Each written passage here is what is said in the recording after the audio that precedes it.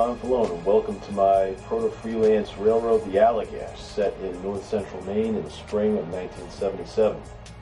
We're at a location on the Allagash called New Portland, Maine, and eventually this will be home to a major customer for the Allagash Railway, and that's the St. Regis Pulp and Paper Mill. We're looking at the space where this paper mill will be built, and over the next couple of months I'll be very busy working on this project. Promises to be a real challenge and very interesting too. As you know, paper mills are gigantic industrial complexes and they require a lot of space to model. That presents a challenge, so that's also something that makes this project a little bit unusual is we will be creating this industrial giant paper mill in a very, very small space. We're looking at about a 2.5 foot wide by 6 foot long area to build. And essentially, we've got a picture window which we cut into this wall. Behind here houses the furnace and other utilities for the house and water system and a small dispatching office. So we've created a little bit of a space you can do something with. So the question is, how do you build a gigantic paper mill in such a small space? So what we're going to do is use a high-resolution photo backdrop of a real paper mill and put that in the space to give us a backdrop against which we'll set some 3D elements and create a nice realistic paper mill setting. Of course, we won't be able to model the quantity of traffic that a typical paper mill would have, but we'll be able to simulate very closely some of the operations of a mill. Okay, welcome back to New Portland, and let's take a look at the progress we've made so far since we first began the project. Just to review some of the things we've done, we've attached a 8-foot long piece of polystyrene, which goes from here to here, codes this entire corner here.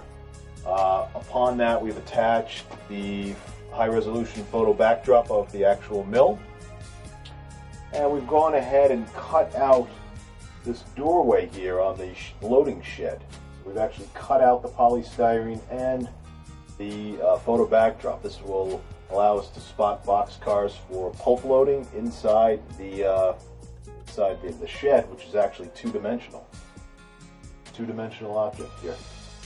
Finished off the scene and create a nice shadow box look. We took some flat gray latex paint to match as best we could to the photo backdrop and painted the gap here and the ceiling.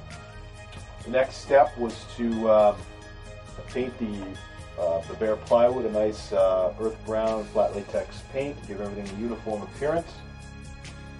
With the exception of these areas that are in white, which will represent the employee parking lot over in this area here, and a road that will access the back part of the mill behind what eventually be a wood chip pile here, and then an access road off the layout for traffic coming into the employee parking lot. We painted those areas white to set those off. The next step was to work on a couple of crossings, and we did that here. We've got 4 crossings, 1, 2, 3, and 4. These are all wood plank crossings, so we used some scale lumber to attach the wood planking to the track here with some Cypox. And then out here we've got an asphalt crossing unit here, so we actually took some Code 70 scrap rail and attached that with Cypox. So the next step, obviously, is to build this road system before we can start doing other ground cover, dirt, ballast, and things like that. So we've got a painted outline of it. We're going to use a material called lightweight spackling compound from ACE. It's great stuff, and I'll show you in a couple minutes how we're going to tint that and color it and spread it onto the road surface. The first thing we need to do is to create a guide for spreading that asphalt material. So what I like to use is just ordinary Midwest cork, just some scrap pieces of it. Use the square side facing in towards the road here, and this will give us a nice outline. We'll take just some simple small brads or nails, and again, this does not have to be perfect or anything. It really doesn't matter a whole lot.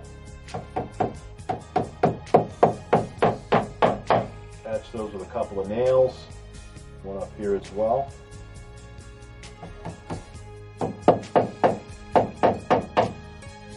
And then to the other side as well.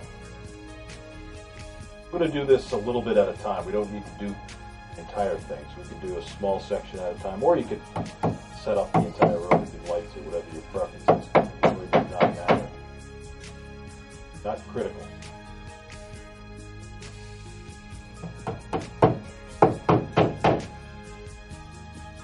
That's it. So we've got the road marked off with 2 pieces of cork.